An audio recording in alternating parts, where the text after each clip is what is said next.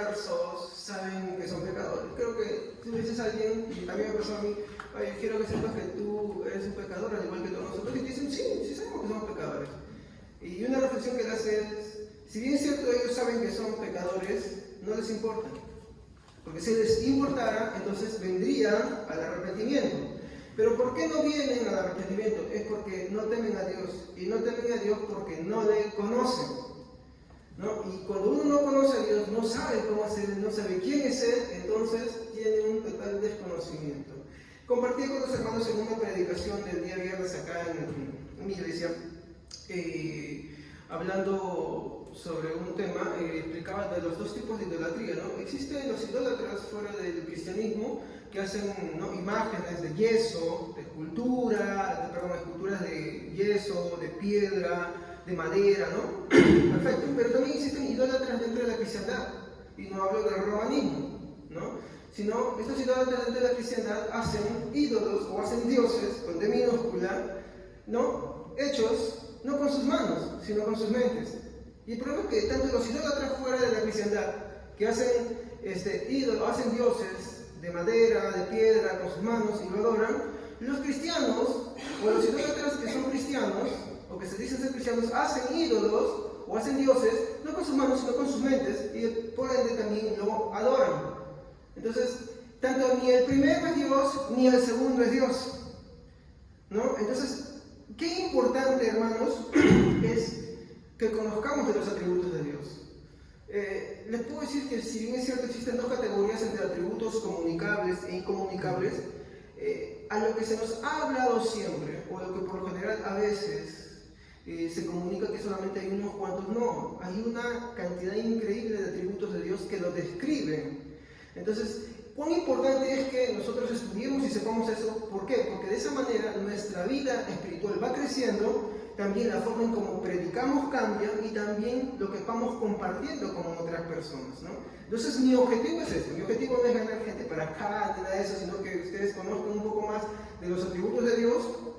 Hay muchos más, hermanos, hay atributos increíbles, mi hermano, como por ejemplo el atributo odiado por la cristiandad, el atributo olvidado, y es el atributo de la simplicidad de Dios.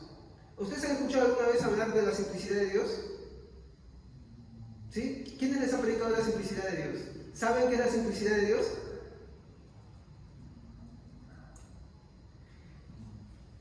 Bueno, no quiero entrar a eso, pero la simplicidad de Dios nos dice que Dios es simple. Y uno dice, oh, pero ¿cómo vas a decir simple? Es que simple tiene más de 9 connotaciones. Pero simple significa también no compuesto. ¿Qué quiere decir? Que Dios no tiene partes. Dios es uno. Y la declaración de fe de toda la cristiandad, ¿qué ha sido siempre? Que Dios es uno en esencia y 3 en persona. Y la simplicidad combate el triteísmo, porque sí hay mucho yo de triteísta dentro de una iglesia cristiana, pentecostal. Yo nací en el movimiento misionero mundial y a mí me predicaban el triteísmo. Y es un concepto equivocado de la Trinidad. Y también el unicitarismo, porque existe la iglesia unicitaria pentecostal, ¿sabían, sí o no? ¿Qué dice? Solamente es un solo Dios que a lo largo de los años, o bueno, a lo largo de la historia toma una faceta y otra faceta distinta, ¿no? También son contradictorias.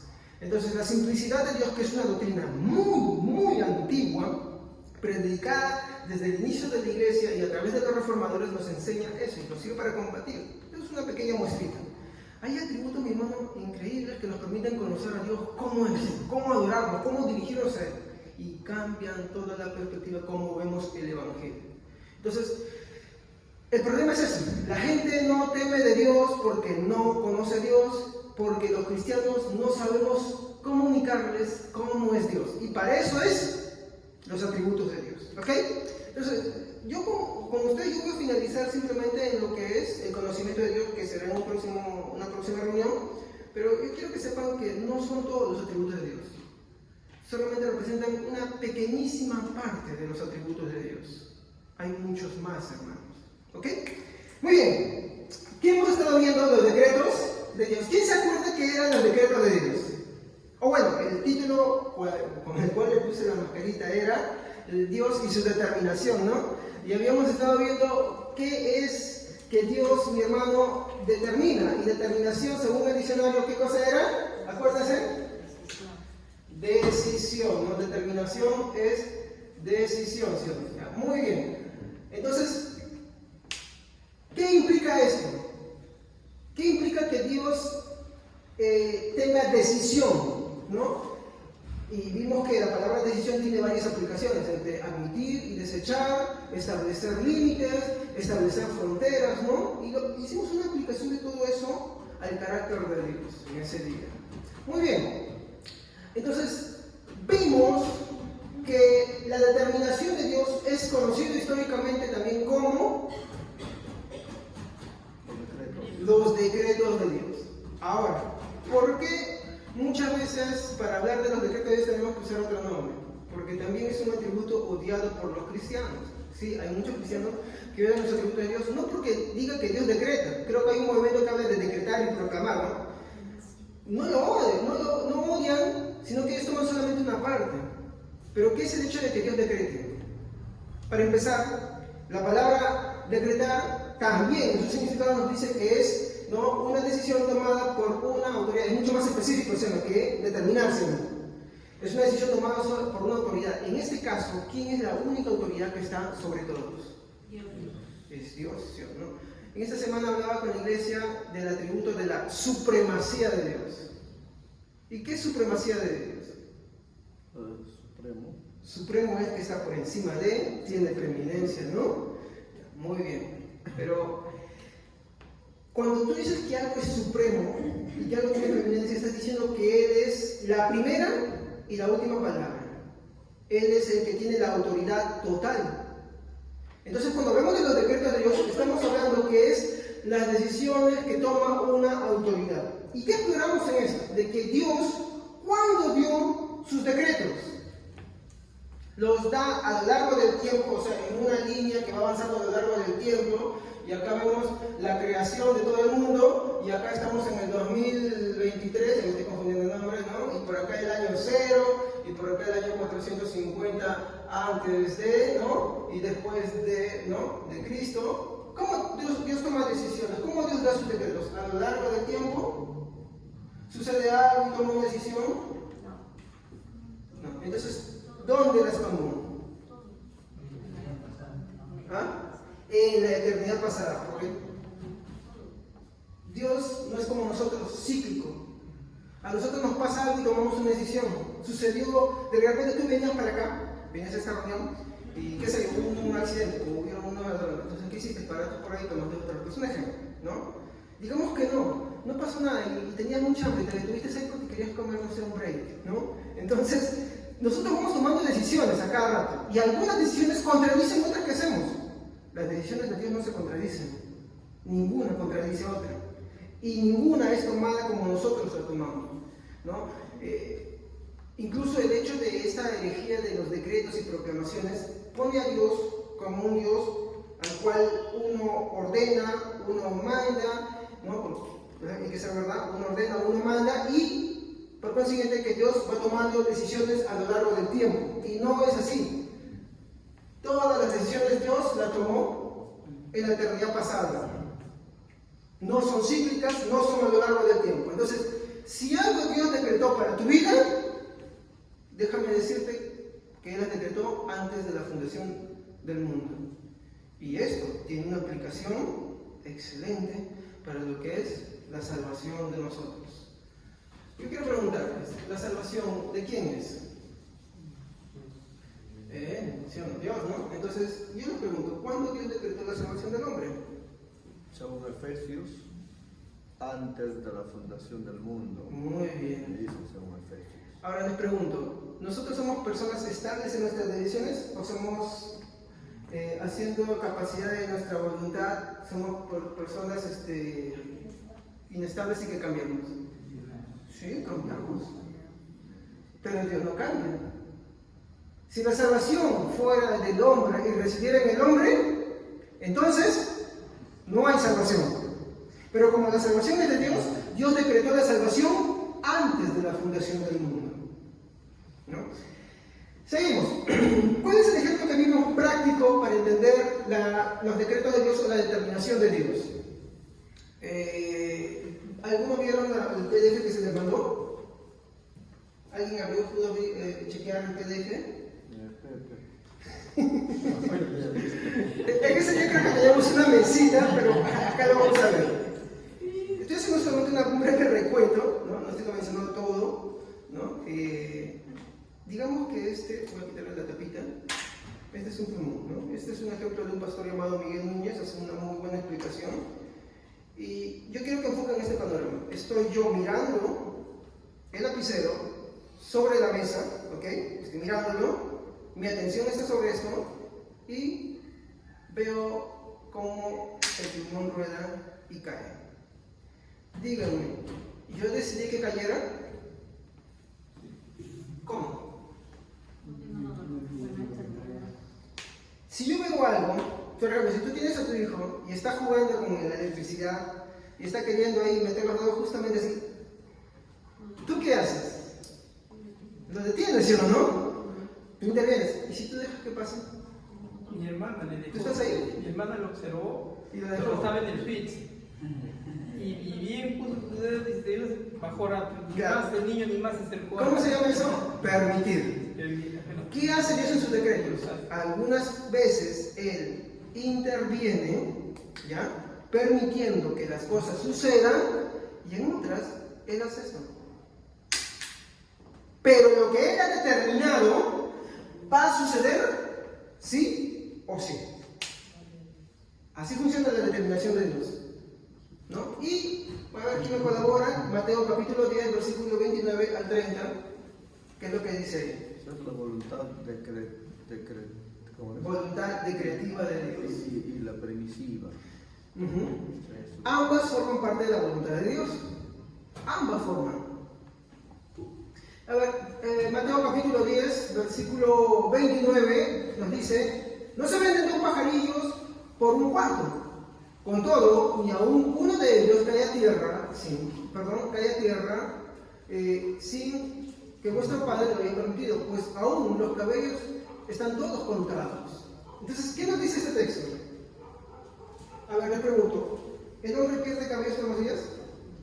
Especialmente los que vamos cuando ya caliente, se nos va avanzando poco a poco todo eso, ¿no? Algunos ya más acelerados, pero usted sabe que en el día perdemos bastantes cabellos y a la vez también van creciendo. ¿Qué dice la Biblia? Que aún cada cabello Dios los tiene contados. Incluso habla de las aves, que las aves, dice, no se venden sin que sea la voluntad de ¿quién? Del Padre. ¿Qué nos está diciendo ahí?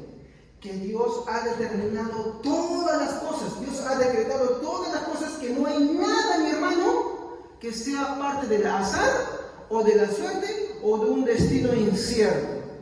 No hay nada así.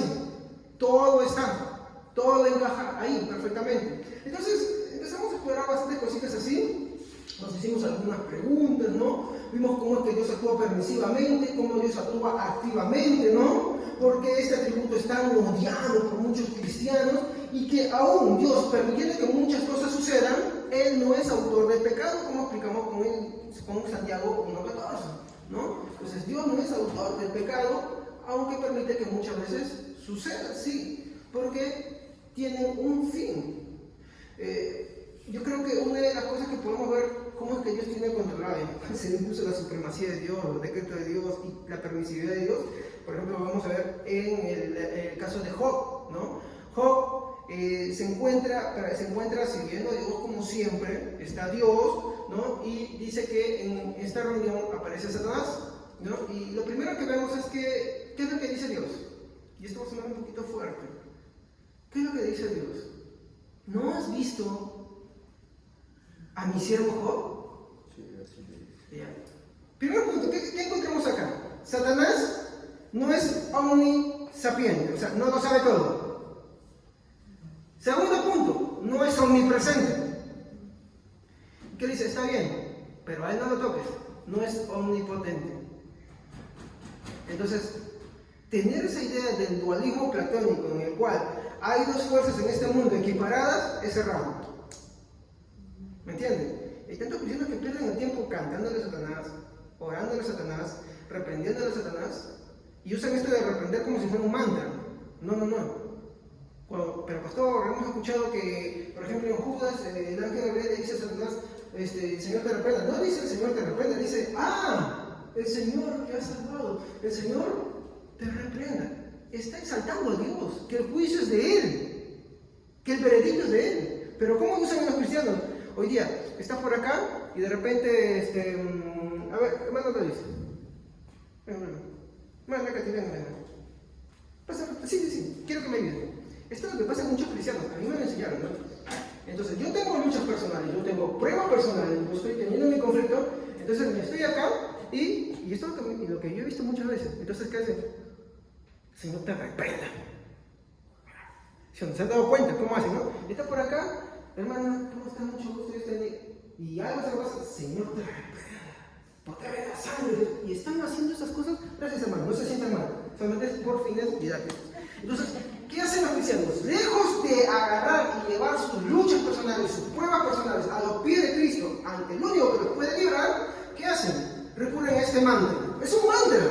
Así como los que se tiran en la agüita y dicen, uy, en la noche de año nuevo, mis 2 uvas. O la maleta para pasar por ahí, ¿sí o no? O como dicen, no pases por ahí por donde está el gato. Saben que hay mantras cristianos que hacen, ¿no? Aplicando mal el tema de la sangre de Cristo como si fuera algo que nos va a proteger de todas las cosas, aplicando mal lo que es el reprender a Satanás.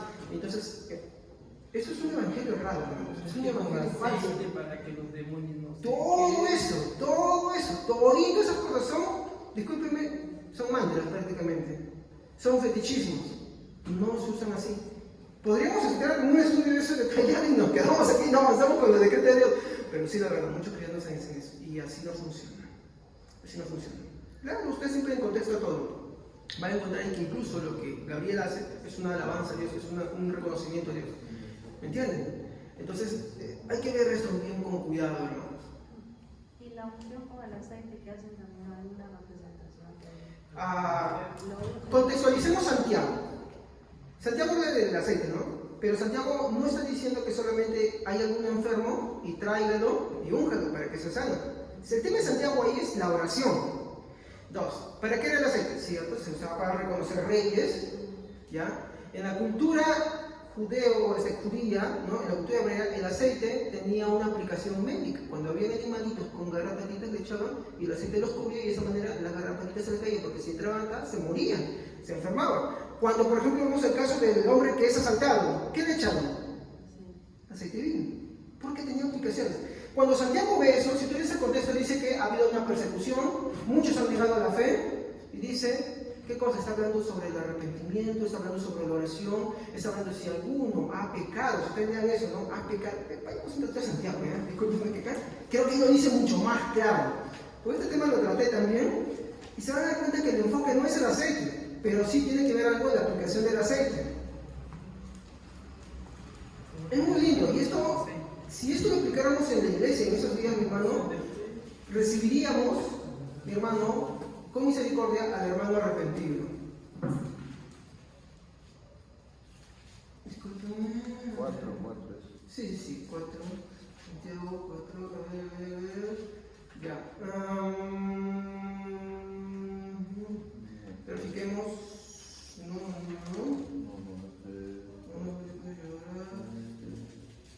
Ya está. Capítulo 5 dice, ¿no? Bueno, tenemos que ver todo el contexto. Yo siempre les recomiendo que lean todo el contexto. El contexto son los versículos inmediatos, los capítulos que lo rodean, cuál es el tema que está tratando, ¿no? Sé que hay unas divisiones, algunos dicen ser pacientes y orar, pero no es esa la división de la Biblia. La Biblia no fue escrita en capítulos y versículos, y hay que ver el tema que está tratando. Yo le diría más atrás y vería qué es lo que está pasando, ¿no? Pero tenemos ahí, ¿no? Habla de la paciencia, versículo 7, ¿no? Habla del trabajo, ¿no? Sigue hablando en el versículo 8 de la paciencia, habla de no quejarse contra los hermanos, miren, de no quejarse contra los hermanos, dice, no quejéis los unos contra los otros para que no seáis condenados, he aquí, el juez está delante de la puerta. La Biblia dice que el que ha sido perdonado, perdona. Hace un tiempo un hermano, le pasaron unas cosas terribles, sí, pecó con alguien, y un hermano que también había pecado, eso, ¿no? Y cuando le dijeron, oye, el hermano no está por morir, tienes que reconciliarle, no dijo, no, yo no me voy a reconciliar con él. Y se dice ser cristiano. Ese no es cristiano, nunca lo fue. ¿Por qué? Porque la evidencia me muestra que aquel que ha sido perdonado por Dios perdona. No, pero me dice esto, pues no eres cristiano, así de simple. Vean la oración del Padre Nuestro. Seguimos, ¿no? Y aquí tenemos por bienaventurado a los que sufren. Miren el versículo 11. A los que sufren. Habéis oído de la paciencia de Job. ¿Qué le pasó? ¿Sufrió, sí o no? Tuvo paciencia, ¿no? Muy bien, miren el tema, el contexto. Y habéis visto el fin del Señor, que el Señor es muy misericordioso y compasivo. Está hablando de los que sufren, pero también está hablando del sufrimiento del Señor, pero también de una misericordia y compasión. Le pregunto, ¿con quién tuvo compasión y misericordia el Señor después de ser crucificado? Y antes de ser crucificado, ¿qué le hizo? ¿Qué le hizo a alguien? Por lo cual el Señor fue misericordioso y lo buscó y le dijo, apacienta mis ovejas. ¡A Pedro, hermano! Job resalta mucho esto, incluso resalta mucho del sermón del monte. Perdón, Santiago. ¿Ya? Entonces dice, pero sobre todo, hermanos míos, no juréis ni por el cielo ni por la tierra, se van a tomar juicios, veredictos, ni por otro juramento, sino que vuestro sí sea sí y vuestro no sea no, para que no caigáis en condenación. Hermanos, no está hablando de otro tema, sigue hablando del mismo tema. Persecuciones, paciencia, misericordia, todo eso está hablando. ¿Está alguno? Miren, y ahí está, en ese contexto, está alguno entre vosotros afligido. Cuando un cristiano peca, si es cristiano, ¿qué le pasa? Se arrepiente, pero su arrepentimiento, ¿qué conlleva? Una aflicción, ¿no? Pero no es una aflicción de me revolé mi dolor, sino le falló el Señor. Como Pedro, no quería acercarse, ¿se acuerdan? Pero ¿qué pasaba? Quería a su Señor, porque cuando lo ve al Señor, lo ve al Señor ¿qué hace? Se viste y se va al encuentro de su Señor, ¿sí o no? ¡Ora el Señor! Muy bien. Entonces dice acá, ¿está alguno entre vosotros afligido? ¿Qué le dice el consejo? Ora al Señor. ¿Qué le dices tú a alguien cuando está afligido? Hermano, ora al Señor. ¿Por qué? Porque ahí va a encontrar su consuelo. Pero le dice, ¿está alguno enfermo entre vosotros? Perdón, ¿está alguno alegre? Cante alabanzas. ¿Qué había pasado en el contexto de Santiago? ¿Qué había sucedido en el contexto de Santiago? Persecución, hermanos. Algunos habían negado la fe, pero como entendían que habían fallado al Señor, volvían. Pero había otro grupo que se quejaba de ellos. Eso es histórico, hermanos. Se quejaba de ellos, no querían recibirlos. Y miren, dice, ¿y está algún enfermo entre vosotros? Y le pregunto, ¿qué provoca una aflicción? Dolor, tristeza, melancolía.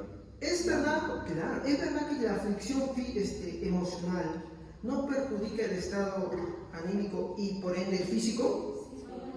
Sí, ¿sí o no? Tú estás muy mal y de pronto te vienen todos los dolores en cadena. Ahora que yo tengo más de 40 años, ya lo siento también. Me pasa algo, a veces no me escucho y me vienen con todas. ¿Me entienden? ¿Me pasa o no? Ya, muy bien. Este es el contexto. Miren la aplicación, hermanos. ¿Qué dice? ¿Está alguno enfermo entre vosotros? Llame a los ancianos. Yo pregunto acá, pues si está en una congregación, porque esto es una congregación, no es San Cristiano, entonces está de más decirlo esto. Pero ¿a quién le está diciendo llame a los ancianos? ¿A los que están alegres o a los que están tristes? Miren, fíjense. Cuando tú dices, hermano, lee la Biblia, hermano, ora, hermano, vamos con el pastor, vamos con los hermanos, al que está desanimado, al que está triste, ¿sí o no? Tú dices, vamos, ¿cómo dices? Vamos a la iglesia, ¿sí o no? ¿No? Y vamos, y si tienes vergüenza, lo presentas y dices, oye, acá está, pastor, ¿se acuerda? Mira, acá está. ¿Sí o no? ¿Se dan cuenta? Esa recepción. Llame a los ancianos de la iglesia y acá vienen. Oren por él, ungiéndole con aceite en el nombre del Señor. ¿Ya? ¿Para qué tú unges a alguien? ¿Qué aplicaciones tenía el aceite? Les mencioné algunas. Era un suministrador. En el Antiguo Testamento, ¿para qué era? Protector. Reconocer, el otro para proteger y el otro para curarse, ¿no? Muy bien. ¿Saben ustedes cómo se usaba el aceite en las personas?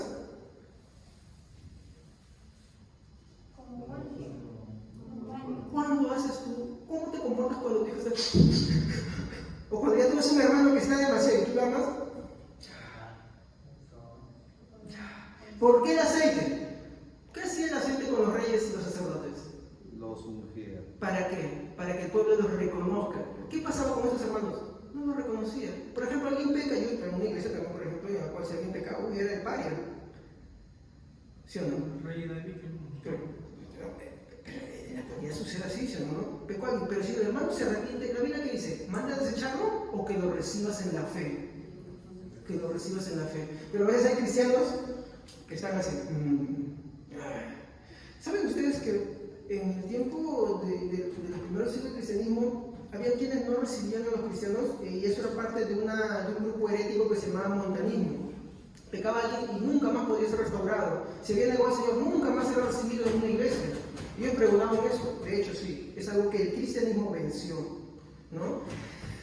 ¿Qué más dice, no? Si ustedes leen el versículo 15, dice, y la oración de fe, dice, sanará. Salvará.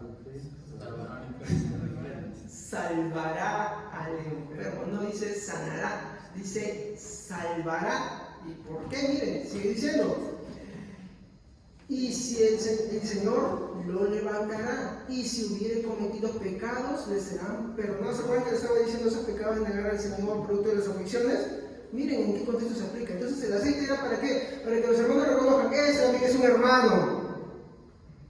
O sea, disculpen, yo respeto que hay algunos que usan el aceite para ungir, ese pastores, ¿no? Es que no reconocer al hermano que estaba siendo rechazado por los demás. Si usted sigue leyendo Santiago hasta el final, se va a dar cuenta qué es lo que dice. Tiene todo el contexto. Era para eso, era para brindarle consuelo, para que se sienta protegido por los demás. Si alguien viene mal a ti y tú eres cristiano, no le metes piedra, no le metes palo. Exhortar es amar, hermanos. Y bueno, voy a leer rápido, ¿ya? Versículo 16, confesamos vuestras ofensas. Miren el contexto, confesamos vuestras ofensas los unos a los otros. El que le cometió, hermano, perdóname, no te preocupes, a mí perdóname porque yo fui duro contigo, ¿no? La oración eficaz del justo puede mucho. Oración eficaz de que por la sanidad o para restaurar al hermano apartado, al hermano que ha fallado, al hermano caído. Pero sin embargo, hoy ya nos comemos. Hoy ya parecemos enemigos dentro de la iglesia, nos hemos olvidado de esa parte. ¿Y cómo sé que esto es correcto? Pues sigamos leyendo. Elías era hombre sujeto a pasiones. Está hablando de enfermedad o de pasiones. ¿Cuáles eran las pasiones que tenía? ¿De qué sufrió él cuando huyó de una mujer? El temor. Depresión, ¿se acuerdan? ¿Se encerró en eso? El vino mal que le daba de comer, tenía miedo, los pueblos le tenían que comer. Y viene el ángel, le da de comer y se duerme. Y después le da de comer otra vez y se duerme. No sé si una tercera más, pero después dice, ya, levántate, camina, hijito. ¿Sí o no? ¿Y qué hace? Dios le da una providencia. ¿Cuál es esa providencia? Le da un amigo, un discípulo. ¿Quién fue ese? Eliseo. ¿Se dan cuenta? Vean el contexto que Santiago usa. Y dice, Elías era un hombre sujeto a pasiones semejantes a las nuestras y oró fervientemente para que no lloviese y no llovió sobre la tierra por 3 años y 6 meses. Y otra vez oró y el cielo dio lluvia y la tierra produjo su fruto. Y uno puede pensar que está hablando de otro tema, pero no, miren lo que está hablando acá, está hablando de la efectividad de la oración, lo que le dije a un inicio. Y sigue leyendo, dice, verso 19, y ahí van a entender todito. Hermanos, si alguno entre vosotros se ha extraviado de la verdad y alguno le hace volver, touché, hermanos, ahí está. ¿Se dan cuenta? ¿Se dan cuenta que todo lo que he hablado tiene conexión? ¿No? No estoy descontextualizando, estoy contextualizando, así se interpretan los versículos. Miren, y dice, hermanos, si alguno de entre vosotros se ha extraviado de la verdad y alguno le hace volver, sepa que el que le haga volver al pecador del error de su camino, salvará de muerte un alma. Porque esa es nuestra finalidad, hermanos. ¿Se acuerdan cómo estaba Pedro? ¿Quiénes lo acompañaban los discípulos? Y para probar eso, ¿quién apareció? ¡Chicos!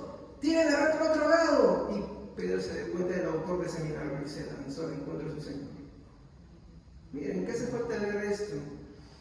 ¿No? Pero hoy en día de verdad nos comemos los ojos y esto y somos incapaces de perdonar, hermanos. Déjenme decirles, si tú no perdonas, es que nunca has sido perdonado. Dice, del error de su camino, salvará de muerte un alma y cubrirá multitud de pecados. A mí me enseñaban disculpen, ese es un error. Que si tú traes un hermano que ha pecado, si tú has pecado, Dios te cubre. No, esas obras. Lo que está hablando de cubrirá de multitud de pecados es que cuando tú le predicas a alguien y lo haces volver de su error, el amor del Señor cubre esos pecados. De tal manera de que el Señor lo perdona. Y se da cuenta. Esa es la aplicación en el contexto de lo que es el aceite. El tema es la oración y el perdón, ¿no? Y eso ya cambia todo el panorama. Disculpen que me he detenido ahí, ¿ya? Bueno, vamos a acelerar con esto y nos quedamos en las características, ¿se acuerdan? De los decretos de Dios. Muy bien. Y habíamos hablado de dos características. La primera característica, y así en chiquitito lo voy a decir, es que los decretos de Dios, el primer punto era, los decretos de Dios son eternos. Nunca hay un tiempo en el que no fueron. O sea, no es que son cíclicos. No es que hoy tomas una decisión y mañana otra decisión, o como el pastor de la aposento una vez dijo, no, yo conversé de Dios y dije, Señor, mira esto, aquello, el otro, una conversación. ¿Qué dice la Biblia en Isaías? ¿Acaso podrá alguien aconsejar a Dios? Cuando alguien le aconseja a Dios, o le da decretos y órdenes como decía, Señor, no permitimos un tiempo de respuesta, ¿tú a quién haces eso? ¿Alguien superior a ti o inferior? Inferior, no superior. Entonces, cuando Dios le bajamos ese punto ahí, ya no es Dios. Ese es un Dios hecho de nuestra mente. Y eso es peligroso. Tanto criticamos a los romanistas y estamos metidos en lo mismo. Peligrosísimo. Por eso es que, aunque no lo crean hoy en día, mi hermano, hay una gran apostasía dentro de la iglesia. Y hay apostasías incluso metidos en nuestras iglesias. Sí, yo he creído mucho, hermano. Puede que en alguna cosa me esté equivocando, pero eso me interesa seguir estudiando la palabra de Dios y seguir buscando y viendo qué es lo que han tenido los cristianos a lo largo de la historia. ¿Por qué? Porque todos los errores que hoy vemos son reinvenciones y actualizaciones de errores que ya se cometieron en el pasado, de muchas herejías que en el pasado se creían. Y de eso hay que tener cuidado. Yo creo que nadie quiere vivir en un error, ¿no? Yo tampoco, hermanos. Amén. Yo tampoco. Entonces, ese debe ser nuestro afán siempre. Muy bien. Lo primero, que los decretos de Dios son eternos. Y el segundo punto que vimos, mi hermano, de las características, es que Dios decreta en completa libertad. ¿Se acuerdan?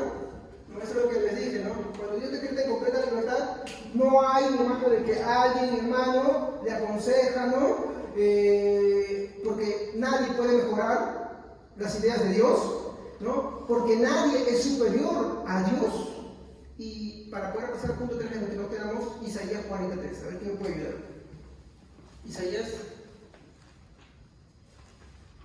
40:13, creo. Discúlpeme si me estoy equivocando. 40:13. Isaías 40:13.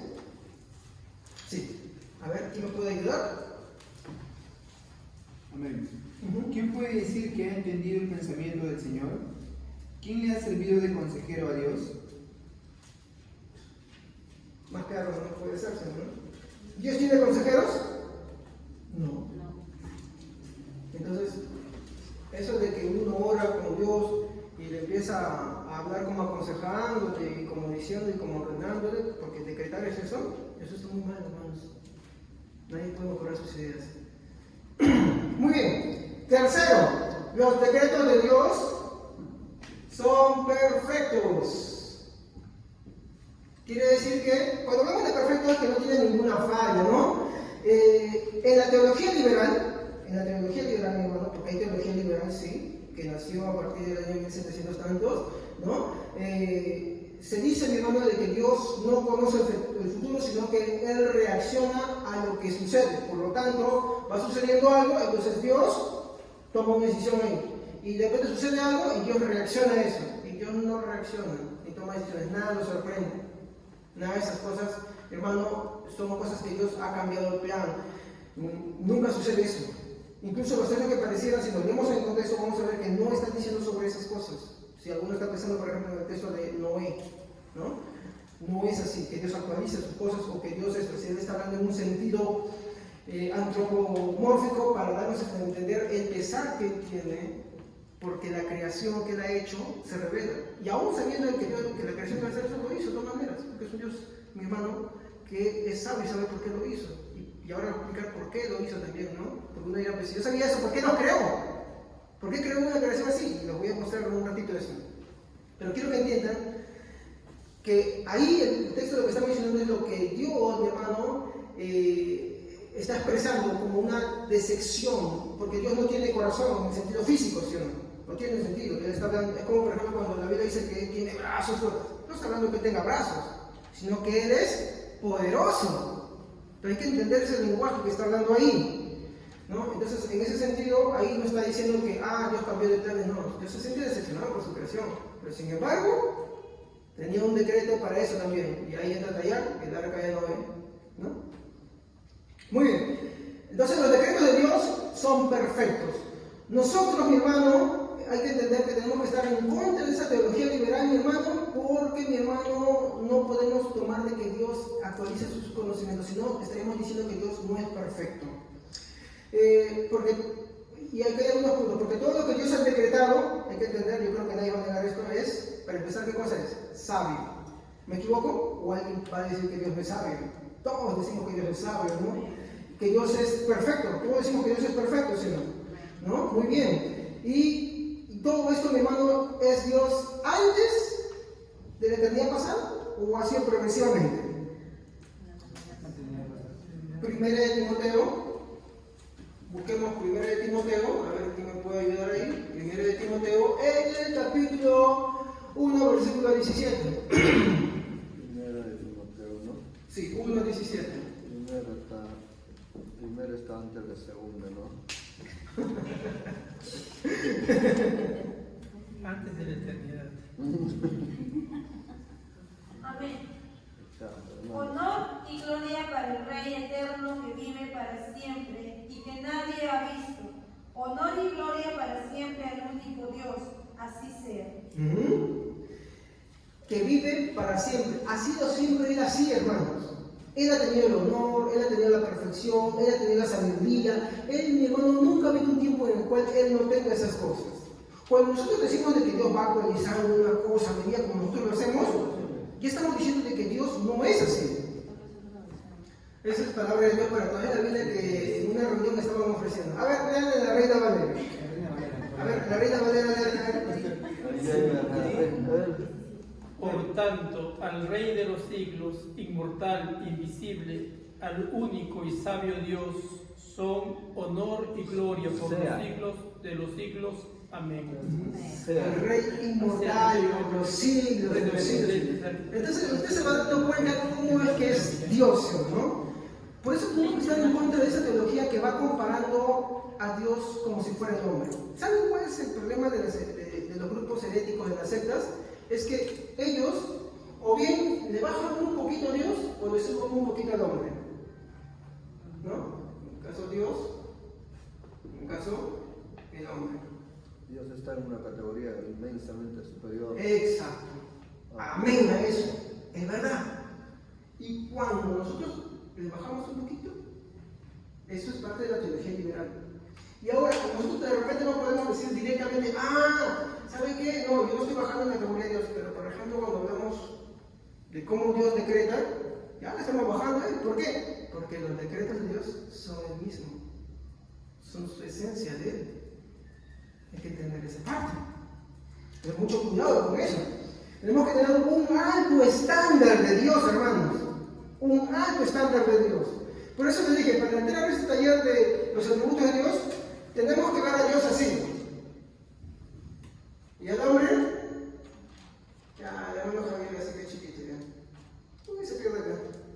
¿Ya? Esa es la forma como tenemos que concebir a Dios. Dios inmensamente grande y el hombre inmensamente pequeño e inferior a Dios. Hay que ser sinceros. Muy bien. Él es incapaz también de hacer o cometer errores. Isaías 63, versículo 3 al 4.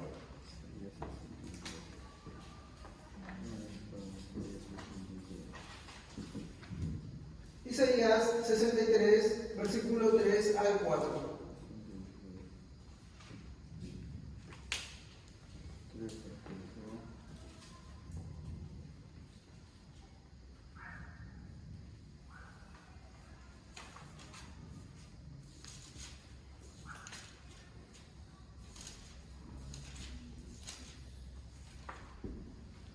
A ver, ¿quién lo tiene? Practiquemos rapidez bíblica.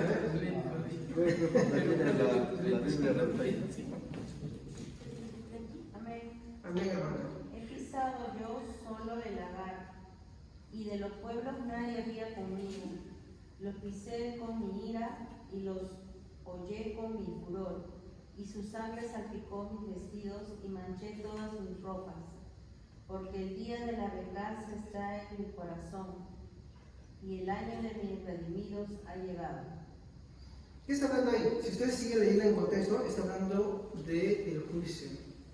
Que él dice que pisa el lagar y mancha su vestido. ¿Ustedes han escuchado el mensaje que provocó el primer gran despertar por el gran teólogo Jonathan Edwards? El mensaje se llama, y lo pueden encontrar en YouTube, se llama Pecadores en las manos de un Dios airado. En el cual, mi hermano, expresa uno de esos versículos banderas que está ahí, en el cual se expresa de que Dios, así como es misericordioso, es amoroso, también es un Dios justo, que también tiene ira. Y ninguno de esos dos atributos se van a anular, se van a suprimir y van a ser al mismo tiempo. Es amor y fuego consumidor a la vez. Las dos cosas. Otra puedo leer mi versión, creo que Sí. tiene más claro. A ver. Le dice, yo pisé las uvas y las aprisioné yo solo, ninguna nación me ayudó. Pisoteé enojado a las naciones y las destrocé debido a mi ira. Su jugo salpicó mis vestidos y manchó toda mi ropa, porque yo tenía destinado un día de castigo y el año de salvación ha llegado. Y eso es perfecto y sin errores. Pero hoy encontramos lo que dice, no, pero ¿cómo puede ser que Dios haga eso? Entonces solamente enfocamos el lado de la misericordia, el lado del amor, pero no del otro. Pregúntenme una cosa, ¿hoy se habla del infierno en las iglesias? Y yo no hablo de los que meten terror, ¿eh? Porque hay los conspiranoicos que te meten el terror del infierno, no ese terror. No, no, el infierno a los cristianos no nos da miedo. El infierno, mi hermano, el tema del infierno nos muestra a nosotros cómo es que Dios es justo. No en el sentido sádico, sino en el sentido perfecto de que Dios cómo obra y cómo retribuye. Y de lo que Dios nos ha librado a nosotros, porque todos merecemos o todos merecemos el infierno. La Biblia habla así, pero que hay personas a las cuales Dios les ha dado la salvación. Y que esa salvación no es un mérito de ellos, ¿no? Pero eso, bueno, y en resumen eso no es un error de Dios, es perfecto. Pero hoy hay muchos que cuestionan o no. ¿Sí o no? Y incluso el hecho de no querer hablar del mensaje de Dios completo, del tema del infierno, de predicar esas cosas, y del juicio, mi hermano, de Dios, así como la salvación y la bondad y el amor de Dios, las dos cosas completas, y solamente tomar uno, porque hay balanzas para los dos, ¿qué cosa es? Es pensar de que Dios tiene errores. Y Dios no tiene errores en eso. Y hay que tener bastante cuidado con eso también. Entonces, Dios, mi hermano, los decretos de Dios son perfectos. Y si los decretos de Dios son perfectos, tenemos que predicar todas esas perfecciones. Muy bien. Ahora, otra cosa más. Dios decreta lo que le plazca. ¿Sí, mi hermanos? Les pregunto, ¿Dios es dueño de todo? Obvio, amén. Dios es dueño de todo. Y como Él es dueño de todo, mi hermano, Él se lo da a quien Él desea. De hecho, nosotros encontramos eso, mi hermano, en Daniel. En el capítulo 4, creo, si no mal recuerdo, déjenme ver mis notas, en Daniel capítulo 4, versículo 35. Entonces, vemos ahí lo que Nabucodonosor empieza a decir, si no mal recuerdo, y él habla de que Dios a quien desea le da reino. Sí, el poner reyes, el quitar reyes, mi hermano, y nadie puede decir por qué le das a él más, por qué me diste a mí menos. De hecho, y les voy a decir una cosa, mi hermano, a quien Dios le da más, Dios le va a juzgar por qué hizo con lo que Dios le dio. Y a quien Dios le dio poco, le va a decir cómo es que esta persona dependió en fe con Dios. O sea que ninguno de los dos se libra. Acá no hay que porque uno es pobre, uno es bueno, merece el infierno, y porque él es rico eso, ni tampoco porque seas rico, o sea, no hay para los dos, están igualdad ante Dios en ese sentido. Pero sí, Dios, que Él decreta como le place, a uno les da más, y otro les da menos, a uno le da reino y a otro no les da, y sigue siendo Dios justo, bueno y perfecto. ¿Ok? Porque muchos reniegan de su condición, incluso se van de la iglesia, ¿sí? No dicen, no sabes que yo me voy porque no tengo dinero, tengo que hacer esto, que otro. Que están demostrando que no son cristianos. Es que todo, tenemos que meternos en la cabeza que todo le pertenece a Dios. Pero nosotros decimos mi, todo es mi iglesia, Sí, mi carro, mi vida, Nuestros hijos. mis hijos, ¿no? Pregunto una cosa, Dios nos da hijos, hermano. Dios nos da hijos. Vamos a con ese tema. Dios nos da hijos. Muy bien. Yo te pregunto algo. cuando tú delante de Dios, ¿vas a responder por ellos? Por cómo nos educaste en la fe cristiana. Hoy, mi hermano, nosotros nos preocupamos en darle estudios en colegios particulares, en universidades. Yo no estoy en contra de eso, está muy bien. Pero no nos ponemos a pensar si el estudio superior que le estamos dando lo va a dejar de Dios. Y antes de poner a pensar eso, yo quiero que... ¿Saben ustedes qué decían los reformados? ¿Por qué un gran avance del cristianismo? Porque en la reforma protestante, los cristianos entendían muy bien la educación cristiana. ¿Qué hacían ellos? Ellos querían que sus hijos crecieran en la fe. Entonces había una gran educación, tanto en el hogar, y tanto como las instituciones, por ejemplo, universidades como Harvard y Oxford, o universidades que hoy conocemos grandes y prestigiosas, fueron fundadas por cristianos. ¿Para qué? Para preparar pastores. Entonces los cristianos, los hijos de los pastores crecían con ese fervor. ¿Y qué decían? Yo quiero ir a la universidad a estudiar teología. ¿Para qué? Para ser evangelista. Pero hoy no, hoy yo quiero ser abogado, yo quiero ser doctor. Yo no digo que estudien todos teología, pero sí que pongan a pensar que lo que yo tengo que estudiar tiene que ser mi medio para compartir el evangelio, y no que yo escojo porque es mi sueñito, porque es mi ilusión y yo quiero realizarme. Y no, eso es al revés. En el cristianismo, como mi esposa me enseñaba en esta semana, el orden de los factores sí altera el producto. En el mundo, las matemáticas, el orden no importa, me resumo, ¿cierto? ¿No? Y en algunas operaciones no importa, pero en el cristianismo el orden de los factores se altera el producto, así que hay que tener cuidado con eso. Entonces, cuando estamos delante de Dios, Dios no te va a decir, ¿qué hiciste con tus hijos? Va a decirte, ¿qué hiciste con lo que yo te di? ¿Qué hiciste? Uff. Y el ser cristiano no nos va a librar de eso tampoco, ¿eh? Porque va a haber un juicio también para cristianos. ¿Sí o no? La Biblia dice que el juicio empieza por su casa. Te va a decir a ti qué hiciste. Y en ese día todas las cosas serán descubiertas. Y algunos avergonzados. Pero como por fuego, algunos se salvarán. ¿No es cierto? Por eso hay que tener en cuenta eso. A Dios le pertenece todo. Y a quien quiere le da. Y si más te da, más te exige. Incluso lo que tú sabes. Tú estás aprendiendo una de los atributos de Dios. Yo te voy a demandar qué has hecho con esto. Yo no vengo a la próxima. No, si te voy a demandar, te voy a decir, bueno, ¿a quién le has enseñado de esto? ¿Lo has compartido en tu iglesia? ¿Has empezado a estudiar con esto? ¿Estás comprobando si te está mintiendo, te está engañando? Y si encuentras que sí tiene razón, en verdad, ¿no? Probablemente sí, ya, ¿no? Digamos, se está equivocando, ya, de alguna manera se está equivocando. Tú estudiaste y comparte que sí es cierto, entonces, ¿qué has hecho con eso? ¿Lo has compartido con otras personas? Por ejemplo, para mí, me da mucho nervios hablar esto con ustedes, porque yo nunca he hablado a gente que no es de mi iglesia. Soy sincero. Pero sé que tengo que hacerlo porque es lo que Dios desea que lo haga, y eso también debe ser mi deseo, porque yo debo adherirme a la voluntad de Dios. ¿Me entienden? Entonces, tenemos que entender que todo lo que Dios da, algunos dan más y otros dan menos, pero todo es al final de Dios. Y Dios nos va a pedir cuenta de todo al final. ¿Sí? No te alegres de que tiene mucho, tampoco Dios le va a pedir cuentas. Tiene carros, tiene casa, también le va a pedir cuentas. Pero yo no tengo, también te va a pedir cuentas si no me da para los talentos, hermano. No, yo no tengo. Mentiroso, sí tienes, no mientas, sí tienes. A ver, avanzamos. Quinto punto. Dios decreta para su gloria.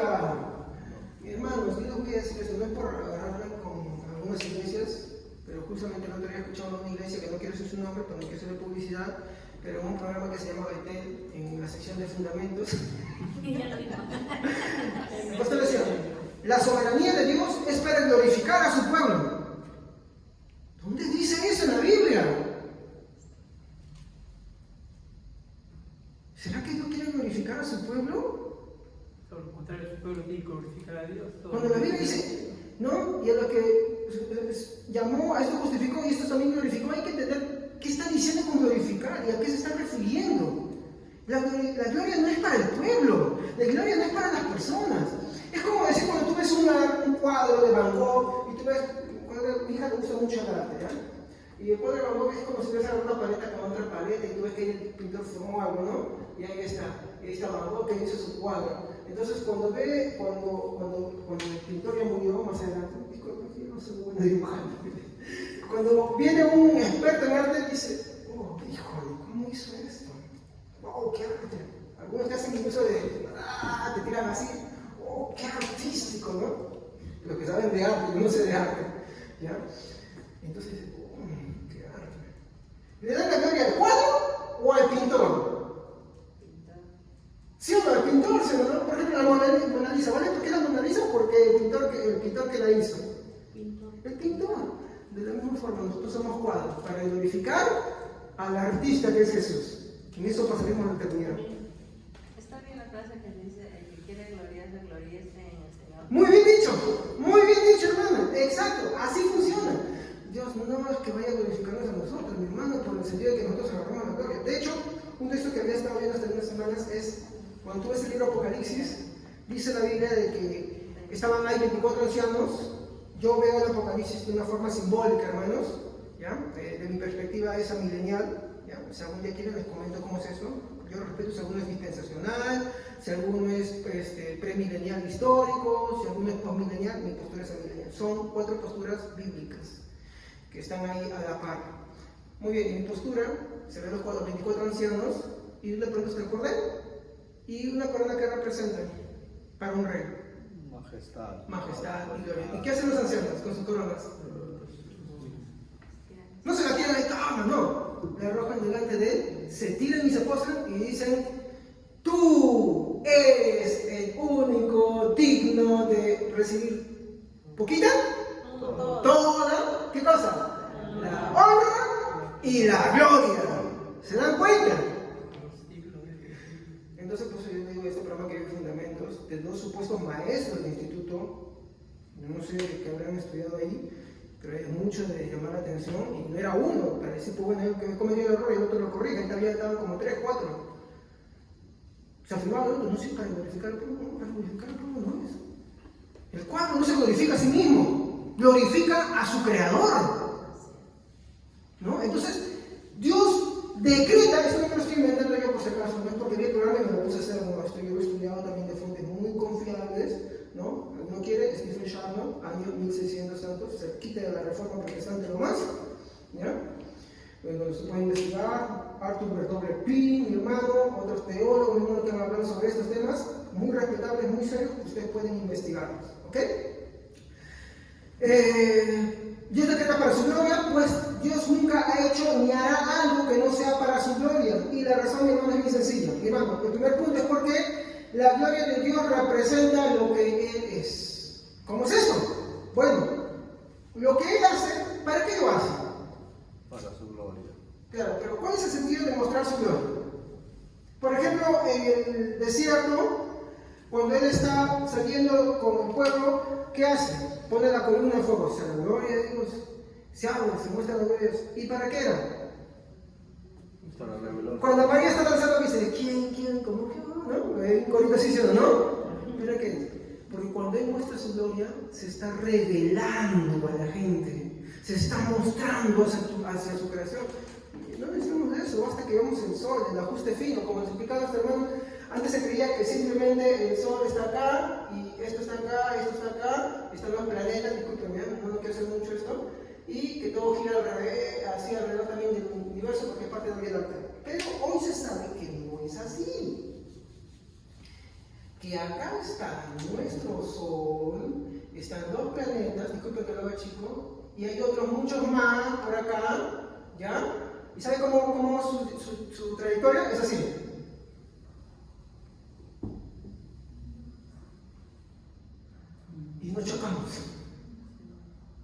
Y no chocamos, hermano. ¿Saben cómo se llama eso? Ajuste fino.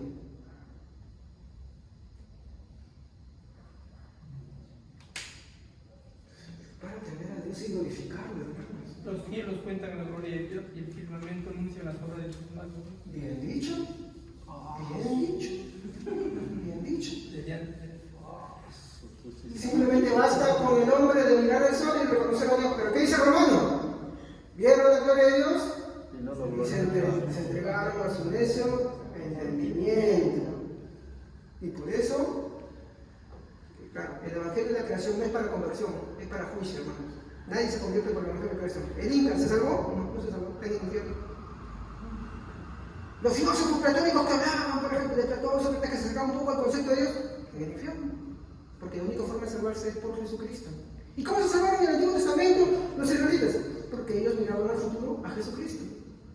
Y hoy nos salvamos mirando a Jesucristo. Claro, esas culturas fueron engañadas por Satanás. Ahora, Obvio, ¿no? Entonces, nosotros tenemos que entender eso. Es más, de hecho, cuando hay un texto mal interpretado que se dice, ¿no? Si tú viviste con ley, por la ley serás juzgado. Y sin la ley, serás juzgado, ¿no? Dice, si los que sin ley vivieron, pero los que por la ley vivieron, por la ley serán. Y los que sin ley vivieron, perecerán. Lean. Vayan a leerlo en casa. Yo, de verdad, soy sincero, yo he leído y nunca me voy a poder detener y cuando lo veo, no. Mi esposa estaba escuchando, y yo, ¿qué?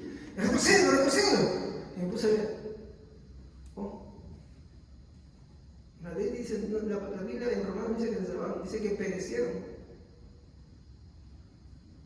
La salvación siempre ha sido por gracia. Siempre. ¿Qué más? Mientras más Dios se revela, más se glorifica. Y mientras más se glorifica, más le conocemos y más le amamos. Así de simple. La gloria de Dios, los decretos de Dios son para glorificarse más. Y cuando Él se glorifica más, más le conocemos, más se muestra. Puedo fundamentar esto con Isaías 48, 9, 11, ¿no? Vamos a tratar de avanzar un poquito más rápido para poder terminarlo. Isaías. Creo que me cometí un error. A ver, 48, 9, 11, por favor, ¿quién me puede ayudar? A ver, rapidez bíblica. Ya vamos a llegar a la reflexión y después vamos a entregar separatita para que en casa sigan estudiando. Amén.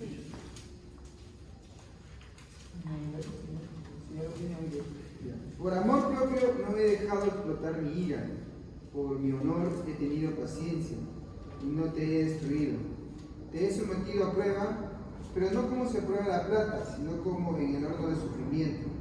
Por respeto a mí mismo, lo he hecho, pues, ¿por qué ha de ser difamado mi nombre? No voy a ceder mi honor a otros. ¿Para quién hace Dios las cosas? Para Él mismo. Para Él mismo.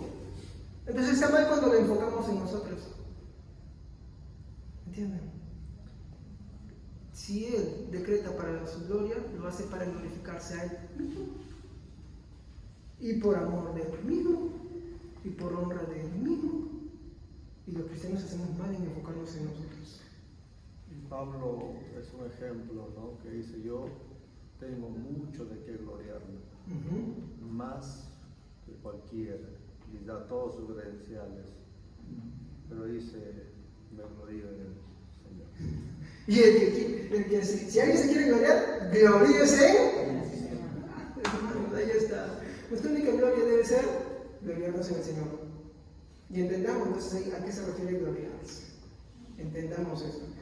Pero hoy en día, por ejemplo, Jafif, que no es pastor, pero es un motivador que está metido como un intruso dentro del cristianismo, que ha escrito muchos libros que los cristianos leen, y yo lo conservo porque habla de una falsa cristiandad que muchos han tomado ahí. Le dijo a un cantante que al final se demostró que no era cristiano, también le dijo, no, Dios quiere glorificarte, y dije, olvídese.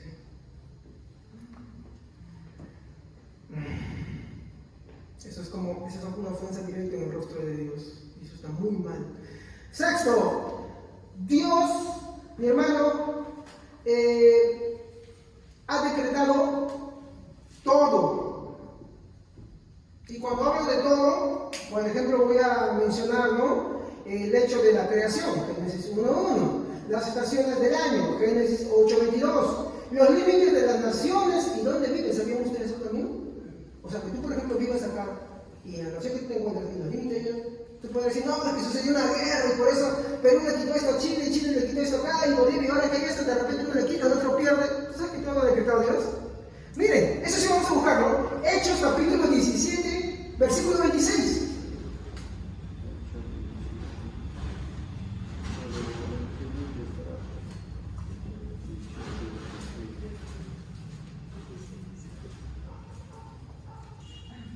Dios lo ha decretado, no unas cosas, todo. No hay nada que no haya decretado.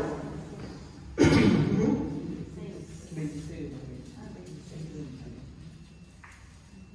Hay que leerlo en las dos versiones. 17, 26. Ya. Escucha, Préstame tus lentes. Ahora préstame tu Biblia. Ya ven, yo soy el A ver, lector. hermano, Hechos 17 a 26. Yo soy el lector. A ver, y de 20. 26, Y 17 de una 26. sangre ha hecho todo el linaje de los hombres, para que habiten sobre toda la faz de la tierra, y les ha prefijado el orden de los tiempos y los límites de su habitación. Donde vivimos, los territorios, lo que tienen, todo. Nada se ha escapado de los decretos. Y hermano, yo solamente te he puesto unos textos, mi hermano. ¿Eh? Hay muchos más, hermano, por límite de tiempo. Job también me parece. ¿No? En Job también me parece. También. Ahorita, por ejemplo, vamos a ver, la duración de la vida. ¿Cuánto vas a vivir? Este salmo. A ver, uno dice de repente, ¿no? Ay, 80, 80. ¿no? Claro, 80, 90. Tú no sabes cuánto vas a vivir. Sí, la duración de la vida también la decretó Dios. Job, creo que sí, 14, 15. A ver, Job, 14, 15. Job 14. Los más fuertes como yo, me parece. Job 14, 15. Perdón, 14, 5. 14, 5. Ya me estoy confundiendo ya. También mi lente me falla. 14, 5, perdón. A ver, ciertamente sus días están determinados, y el número de sus meses están cerca de ti. Le pusiste límites de los cuales no pasará. ¿Se acuerdan cuando hablamos en un inicio de lo que significa la determinación y vimos el significado? Vimos que era un término forense. ¿Se acuerdan? En la primera clase. Ya, pues ahí está ejemplificado. Porque Dios ha decretado incluso la duración de nuestra vida y cuándo moriremos, y no solamente cuándo moriremos, sino cómo moriremos. Dígame, por favor. Pues hay que rogar. Nosotros no conocemos nada. Roguemos, siempre no está mal rogar. Podemos rogar, pero sabemos que Dios ha decretado. Algunos dicen, si Dios ha decretado, entonces, no, ¿para qué orar? Es que, hermanos, aquí hay un tema. Tú no conoces lo que Dios ha decretado. Como Martín Lutero decía, ¿no? Después de la muerte de su hija, ¿no? Nosotros no oramos para cambiar la voluntad de Dios, sino para hacernos conforme a su voluntad. Si no, acuérdense la oración de Jesús, ¿no? Padre, si es posible, pase de mí esta copa, que no se haga mi voluntad, sino la tuya. ¿Se dan cuenta? Entonces, Dios ha decretado todo, la creación del mundo, las estaciones, el límite de las naciones donde viven, la duración de vida, hasta los gobernantes.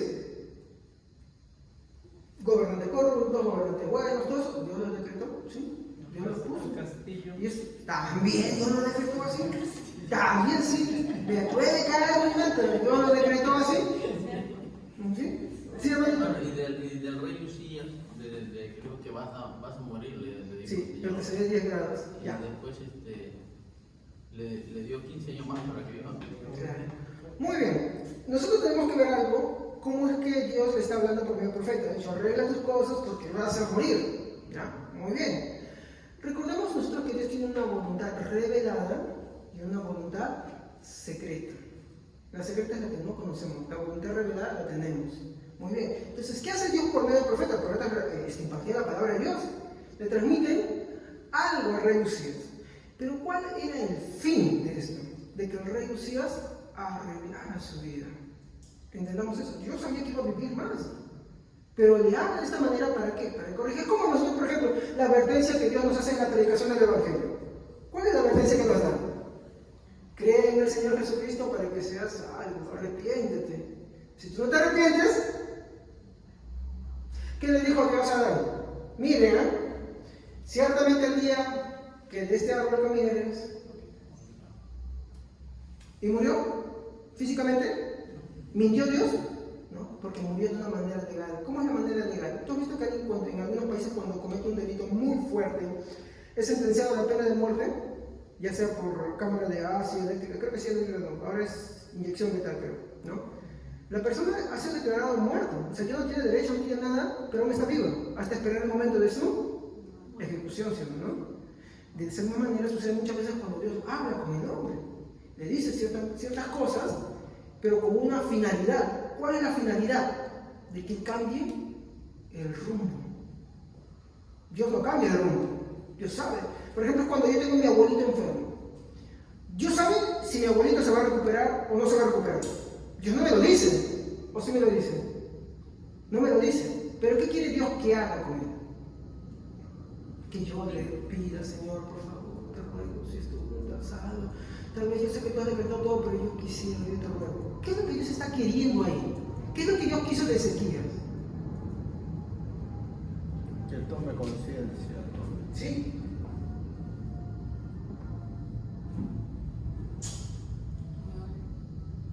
Quiere que tome conciencia. Y cuando tomas conciencia, ¿qué haces? Se acerca a él. Se acerca. Dios quiere una relación personal con sus hijos. Dios muchas veces hace cosas así, permite esas cosas, como les dije, el lapicero que se acuerdan, en algunas yo los tiro efectivamente y en otras, por ejemplo, ahí intervino, ¿no? Pero al final tenía un objetivo. ¿Y cuál era el objetivo? Hacer algo con él. Como nosotros.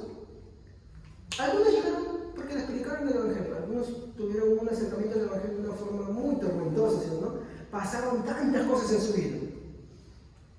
Algunos Dios los vio rodar, pero sabía que iban a llegar y Él quiso que llegaran ahí, y en otras, no, para que se cumpla su decreto. De esa misma manera, Dios hace cosas en las cuales Él permite y en otras interviene, para que sus decretos sean cumplidos. Y se tienen que cumplir y se van a cumplir. ¿Alguna vez ustedes de niños jugaron con el agua? Yo jugaba con el agua y con la arena. En el tiempo que acá no había nada de, bueno, ahorita hay grip y cosas así, ¿no? ¿Y cómo se vive el juego? Porque no había muchos, en ese tiempo, tantos juguetes para nosotros. Yo tengo 41 años, ya voy para los 42, y no había tantos juguetes. A mí yo tenía muchos juguetes. Entonces mi juguete era la arena, y era el agua. Era como el mar limpio, esta arena. Claro, ¿no? Yo hacía mi cerrito y te tiraba el agua, pero yo tenía un jueguito. Yo hacía el rumbo por el que yo quería que el agua vaya. Y cuando tú soltabas el agua, tu diversión era que el agua vaya por donde tú querías que se vaya, en el surco que tú haces. Así hace Dios con todos. Así hace Dios. Dios dirige las cosas. ¿Para qué? Para que se cumpla su decreto. Ahora, ¿cuál es la finalidad de esos decretos de Dios? ¿Por qué las hace? Y eso vamos a verlo ahorita. Muy bien. Todo lo que ocurre ha sido decretado por Dios, ya sea de forma, que les dije la vez pasada, de forma eficaz, o sea que Él intervino, como el caso que tú me estás mostrando, ¿no, hermano Walter? ¿Está bien? ¿No? ¿Ya? Y en otras, permisivamente, Él permite, simplemente Él quiere que algo ocurra y deja que las cosas pasen porque van a suceder de esa manera. Pero Él está interviniendo de una forma pasiva. En otras es activamente. Por ejemplo, activamente. Israel cruzando por el desierto. Josué cruzando por el mar Muerto, pero por el río Jordán. La caída de los muros. Todo el tiempo se caían los muros en las ciudades. En otras entraba el ejército. Y Dios estaba con ellos y decía, yo te he entregado. ¿Sí o no? Yo te he entregado a este pueblo. Y entraba. Por ejemplo, en Gai. Fue una estrategia. Y Dios le dijo, yo te los he entregado. Y en otras, den 7 vueltas. Yo voy a tirar el muro. Pero en ambas su decreto se cumplió. ¿Y cuál era su decreto? Que Israel ocupara la tierra que estaba ahí, ¿sí o no? Se cumple. Por ejemplo, mencionaban los hermanos sobre cómo Dios es, mostrando su supremacía y también unos decretos, que Dios había decretado de que el pueblo de Israel tenía que subir 3 veces al año a adorar a Jerusalén. Ya, pero adorar a Dios en el tiempo ya, más o menos ya estaban viendo ese tema del templo para adorar, todavía no estaba Jerusalén. Y había una ley que las madres que tenían niños menores de 2 años se quedaban ahí. Yo les pregunto, ¿habían pueblos que los rodeaban? ¿Sí o no? Sí. Y si no habían hombres, no había quien los cuidara, y solamente había mujeres con niños, ¿quién protegía eso? El Señor. Él ponía su temor y no la tomaban, no la invadían. ¿Y qué es ahí? ¿Permisivamente o activamente? Activamente, ¿se dan cuenta? ¿Ven? En el muro, pasivamente o activamente, en el muro de Jericó. Cuando entraron a Ai, pasivamente o activamente. Pasivamente, permisivamente. Pero aún ahí todos los decretos de Dios se estaban cumpliendo. Eso es lo que tenemos que ver. No hay nada que haya escapado de los decretos de Dios. Todo absolutamente Dios lo ha decretado. Muy bien. Incluso, y acá yo quiero que tengan cuidado con esto, incluso los actos pecaminosos del hombre. Sí, algunos dirán, ¿qué? ¿Dios es autor del pecado? No, Dios no es autor del pecado. ¿Se acuerdan cuando se habla del tema permisivamente? Es que Dios permite que muchas veces algo suceda. Y no es que ahí Dios haya intervenido para que para que él sea autor del pecado. Por ejemplo, vamos a ver este caso, ¿ya? Acá sí quiero detenerme. Hechos capítulo 4, versículo 27 al 28. Porque esta es la acusación contra los que predicamos de los decretos de Dios. Dicen, si Dios ha decretado, entonces como Dios ha decretado todo incluso el pecado y todo eso, no es mi culpa, es la culpa de Dios. No es así. Ahí hay que tener cuidado. Ellos hablan así porque nunca han querido escuchar completo el tema de los decretos de Dios. Hechos capítulo 4, versículos 27 y 28. Y eso lo leo, miren lo que dice. Porque verdaderamente se unieron en esta ciudad contra tu santo hijo Jesús, a quien ungiste, Herodes y Poncio Pilato, con los gentiles y el pueblo de Israel, para hacer cuanto tu mano y tu consejo habían antes determinado que sucediera. ¿Qué Dios había determinado que sucediera? A ver, vamos a entender esto. Una doctrina que yo predico se llama la corrupción radical. ¿Ya? ¿Qué quiere decir la corrupción radical? Que todo sentimiento que tiene el hombre, todo, es contrario a Dios. Pastor, nosotros no. ¿Tú nunca has sentido flojerita por venir a la iglesia, a congregarte? ¿Nunca de repente has preferido ir al partido en vez de ir a la iglesia o pasar por una reunión familiar que ir a congregarte? ¿O has querido, en vez de orar, lo has invertido en otra cosa y has preferido otra cosa? ¿O en vez de estudiar la palabra de Dios has preferido hacer otra cosa? ¿Qué demuestra eso en cristianos? La corrupción radical del ser humano. Eso es lo que demuestra. Entonces, la humanidad entera está depravada. No es tan malo como pudieran ser. Pero ¿qué hace que la humanidad no desate toda su corrupción total? Se llama la gracia común de Dios. Por ejemplo, cuando tenemos el caso de Abraham con Sara, que dice que Abraham se da cuenta, entonces no me había dado cuenta de eso antes, ¿no?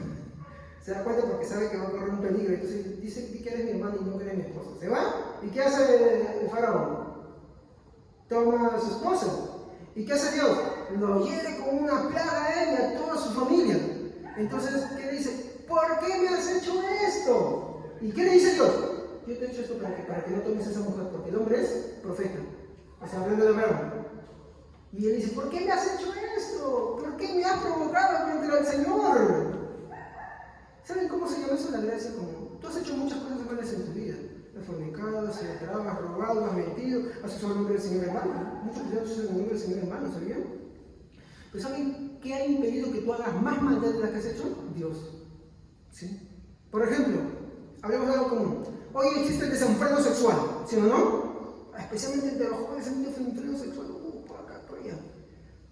¿Qué Dios en su amor, en su bondad, ha mandado a este mundo para que gente, por medio de su gracia común, para que gente que no tiene temor de Dios se aguante un poco de ser más malo de lo que hacen?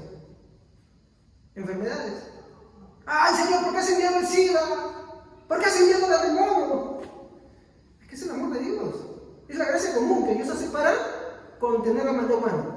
Pero sucede, hermanos, de que hay momentos en los cuales Dios aparta su gracia común y deja al hombre ser como es naturalmente. Y ahí tienes a un faraón, a un Hitler, a un Mao Zedong, a un Kim, a un asesino serial, a un, ¿cómo se llama los que matan por dinero? Un sicario. Ahí tienes a esas personas. ¿Qué diferencia hay entre tú y él? Que simplemente Dios apartó su gracia común de él y lo dejó ser como es realmente. Un monstruo. Exacto. Pero en su esencia, Dios mantiene todo eso.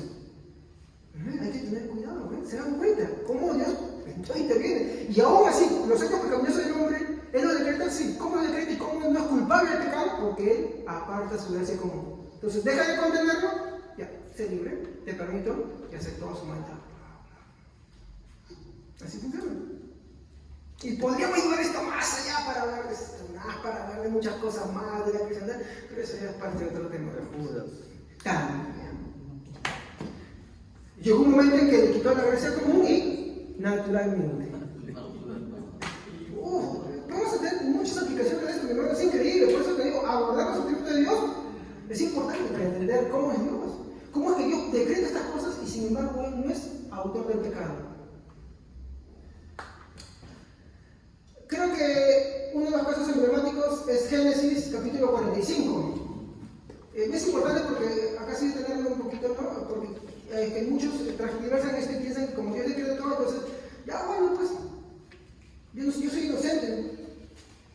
Y así nacen herejías, ¿no? Génesis 45, versículo 4 al 8. Yo se los leo, así rapidísimo nomás.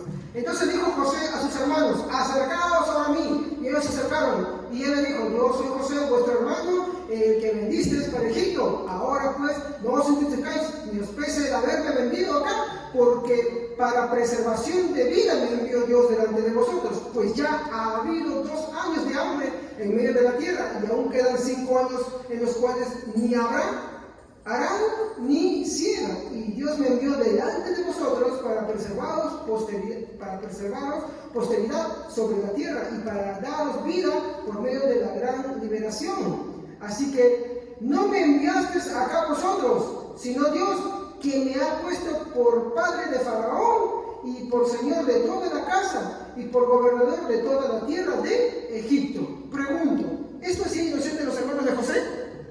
No. Pero la vida que dice, que Dios decretó esta forma de tal manera que el fin de José era ir a Egipto. Y si algo malo te pasó en tu vida, hermanos, ten en cuenta que Dios permitió y Dios lo decretó con qué fin. Sí, Dios de repente a ti te hicieron muchas cosas. Abusaron de ti, te hicieron mucho daño. Sí. Pero tú también lo has hecho, ten en cuenta. Si tú eres cristiano tienes que reconocer el mal que tú has hecho. Solamente empezó a suceder eso. Pero Dios, ¿por qué permitió todas esas cosas que te dan a ti? ¿Con qué finalidad? ¿Cuál fue su propósito? Porque todas las cosas a las que ellos creen ayudan para mí. ¿Con qué finalidad?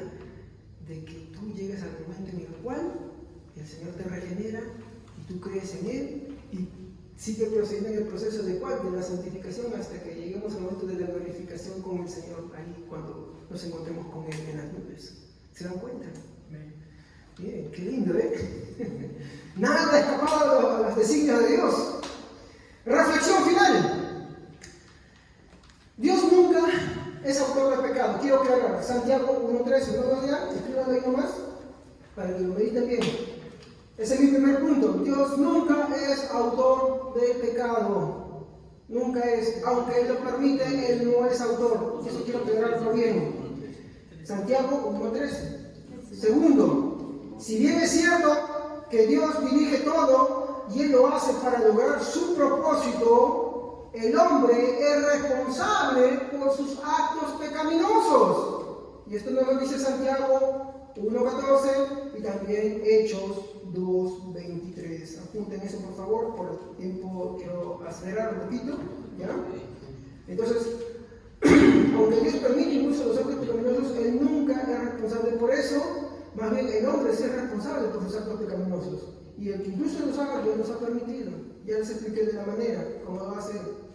Tercero, los decretos de Dios no invalidan la predicación. Porque algunos dicen, si Dios decretó todo, mi conversión, entonces, ¿para qué predicar? Es que Dios, así como decretó la salvación, también decretó el medio. ¿Y cuál es el medio? Es la oración y la predicación. Cuando Jesús le dijo, vayan y prediquen a las ovejas perdidas de Israel, los apóstoles no sabían quiénes eran. Y tenían que predicar a todo el mundo. Y nosotros tenemos que predicar a todos indistintamente. Porque nosotros no sabemos quiénes se van a convertir. ¿Quién va a creer? Eso solamente lo sabe el Señor. Pero nosotros tenemos que predicar a todos y tener que orar por todos.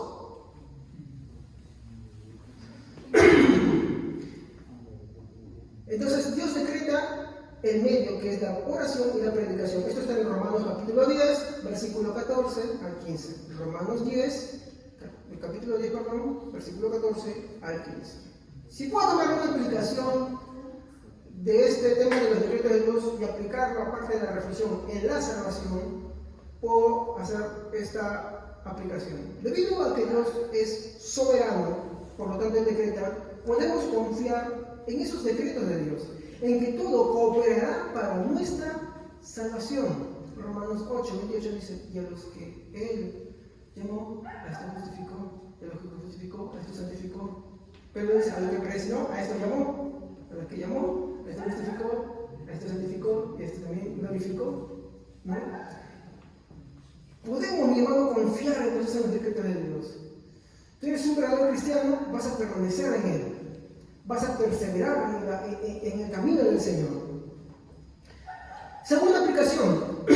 Si la salvación fuera el resultado solo de nuestro libre albedrío, estaríamos perdidos. Por esta razón. Imagínate que Dios desciende en este momento, por así decirlo, o hable contigo directamente y te diga, muy bien, Walter, dame 10 cosas que si tú las cumples, vas a ser salvo. Y tú dices, ya está bien, Dios. Estas son las 10 cosas que si yo cumplo, voy a ser salvo. Pregúntate, ¿cuánto tiempo durarás cumpliendo lo que tú mismo has prometido cumplir? No hay ninguno. ¿Cuántas veces prometimos y no cumplimos? Y fallamos, ¿sí o no? Por una u otra razón, ¿sí o no? Si la salvación fuera solamente el acto y nuestra responsabilidad, hermano, en el sentido de que dependiera de nosotros que esté en nuestras manos, estaríamos perdidos, hermano. Por eso es que una traducción, Dios mío, una traducción de fe no es tener fe en la fe. Perdón, no es tener fe en la fe. Algunos tienen fe en la fe. ¿Saben que eso no es correcto, no? Eso es el credo, eso es el supersticioso. Fe, ¿en qué tenemos que tenerla? En Cristo. Pero la traducción de fe, ¿qué es?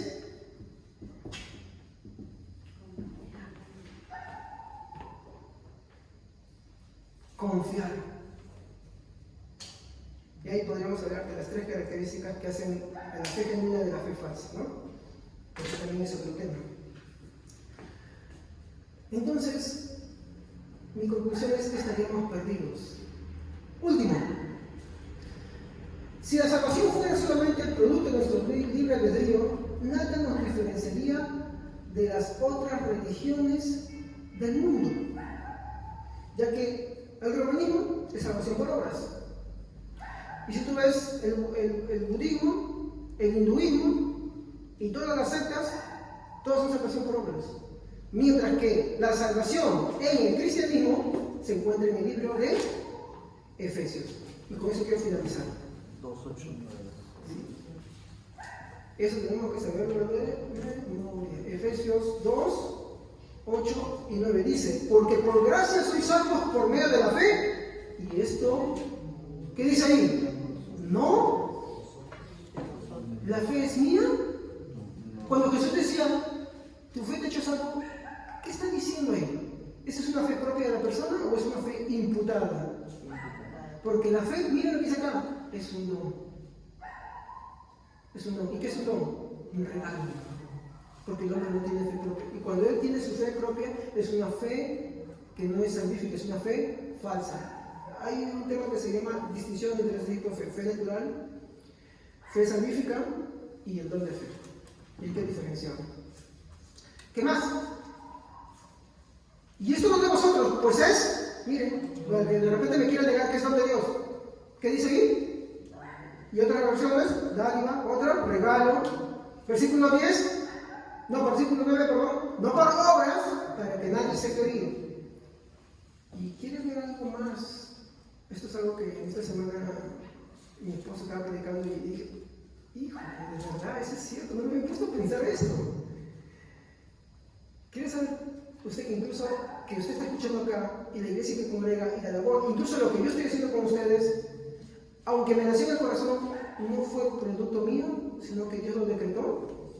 Mire esto, siga leyendo conmigo, versículo 10, a ver, ¿quién lo lee? A ver, vean ustedes, versículo 10, a ver.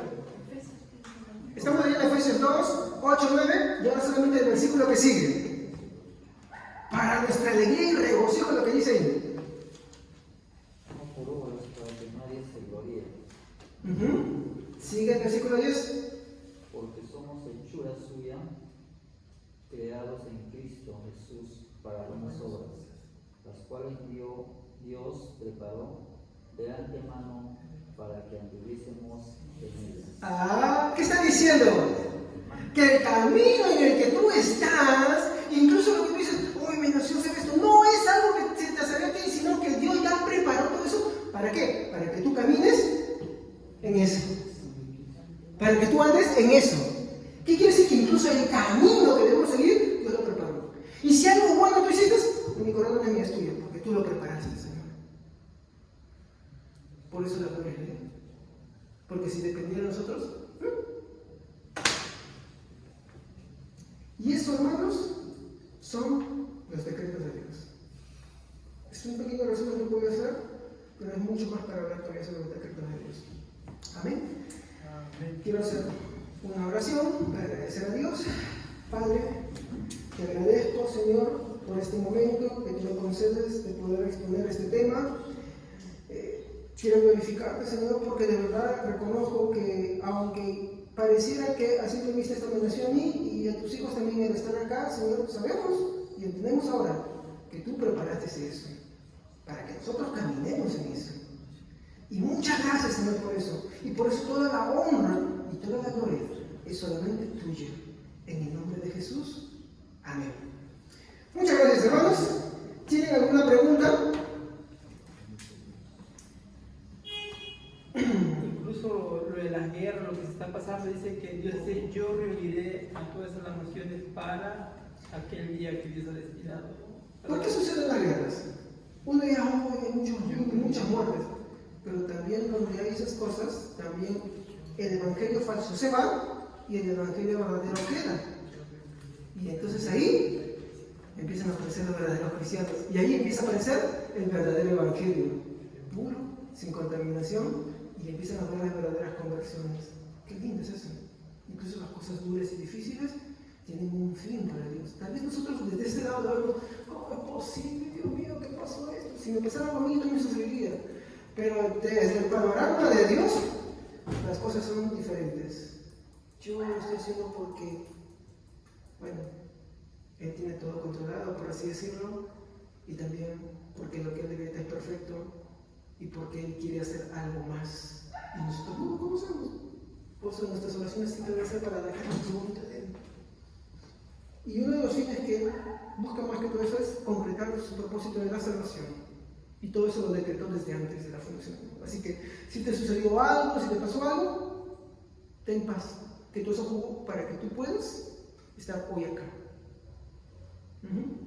Muy bien. Muchas gracias. No sé si hay alguna otra pregunta. ¿Podemos pasarla a compartir, por favor? Gracias a nuestro hermano José Antonio. Nos enseñó nuestro pastor que por nada debemos estar orgullosos. Y yo a veces no lo entendía, ¿no? Porque siempre solemos decir, estoy orgulloso de mi hijo, incluso por algo bueno. Incluso él decía, no, por nada. Y era algo que no entendía, pero ahora escuchando, ¿no? En la mañana estaba escuchando una prédica justo solamente del atributo de la gloria que es para él. Y escuchaba y decía que, o sea, todo lo que yo ya había sabido de antes, o sea, no, solo se trata de Dios, solo se trata de Él, pero nosotros somos tan a veces egoístas y orgullosos.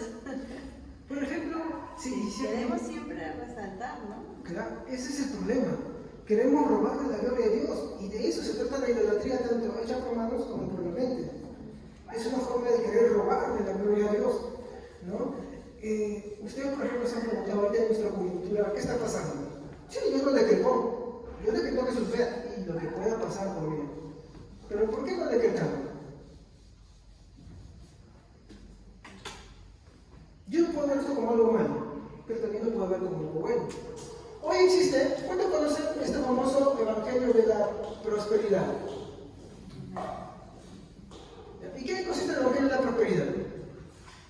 En que el predique es el próspero. Claro. El que use ese evangelio es el que se está rico y próspero. ¿Cómo digo? Es el evangelio coach, motivacional, ¿no? ¿Y qué dice? Tú eres un campeón. Eres un poderoso, 5 pasos para el éxito, ¿no? Todo eso, ¿no? Ya. Ustedes saben que existe otro evangelio peor que ese, pero del lado contrario. Se conoce como el evangelio social. Esto no te enfatiza el dinero, no te enfatiza esto. Esto te enfatiza, oh, mira cómo el pueblo sufre. Hay que luchar por sus derechos. Hay que ser solamente, por ejemplo, ustedes han escuchado las famosas ONGs, ¿ya? Y que ellos hacen, por ejemplo, miren qué tan sutil esto y tan peligroso es esto. Las ONGs, algunas ONGs te ayudan con llevar víveres y cosas, ¿no? Yo pregunto, llevar víveres, frazadas y a los necesitados, ¿es bueno o es malo? Es bueno. Es bueno, muy bien. Pero esa es la labor de la iglesia. La labor de la iglesia es predicar de Jesucristo. Predicar primero. Lo otro, dar víveres, eso no convierte a nadie. Así como los milagros, las sanidades no convierten a nadie. ¿Qué es lo que convierte? La predicación de la palabra del Señor, la oración. Esos son los medios que Dios estipuló. Pero el Evangelio social enfatiza todo lo que tiene que ver con el hombre y sus necesidades. De tal punto que ahora eres un ayudador social, ahora eres alguien que repartes, pero el Evangelio fue bajando. Así como Martin Luther King. ¿Saben quién es Martin Luther King? Eso es un tema que mi esposa está estudiando y yo te repito como ahorita lo que ella dice. ¿Ya? Martin Luther King es un hombre, un pastor bautista que peleó por los derechos de los hombres afroamericanos, ¿no? En cual no podías ni sentarte con ellos, no puedes subir bus con ellos. Y él empezó basándose en lo que Santiago dice, ¿no? Si tú eres cristiano y ves a tu hermano pasar necesidades, ¿no? Entonces no eres cristiano realmente. Y amén a eso. Pero el problema es que él empezó peleando por esto, y algo que mi esposa estaba leyendo en sus mensajes es, cada vez Cristo era mencionado menos, y al final solamente era un activista social. Lo mataron al final del tiempo, eso fue asesinado. Y es un evangelio errado. Y hay que tener cuidado porque en el evangelio el orden de los factores sí altera el producto final. Yo creo que nadie quiere estar en un evangelio errado. Hoy en nuestro Perú, ¿no hemos escuchado esto? ¿No hemos escuchado esto? Se tiran piedras. Y yo no estoy diciendo acá, por ejemplo, en nuestro Perú existe lo que se llama derecha. En todos los países, ¿no? Pero, derecha e izquierda. ¿Qué quiero que sepan algo? Ninguno es bueno. Si usamos la oración de Javes, dice, no me des abundancia para que me olvide. La derecha produce economía y todo eso. ¿Y qué hace con los cristianos? Se adormecen y ahora quieren ser ricos, motivacionales. Miren cómo tienen vínculos. ¿Y qué hace la izquierda? Sí, pero el problema es, como te enfocas en cosas que sí nos chocan a nosotros, el pobre, la injusticia, la delincuencia y todo esto, aquello, lo otro. Entonces, ¿qué hacen? Usan a la iglesia. Y a los de la izquierda les diré. Sí, entonces, ¿qué hacen? Jala. El problema es que esto es, aunque usen la iglesia, es. Ustedes digan, pero ¿cómo es posible? Acá tengo un librito de historia. Ya se los voy a leer mientras van comiendo su brain. ¿Ustedes han escuchado hablar de la teología liberal?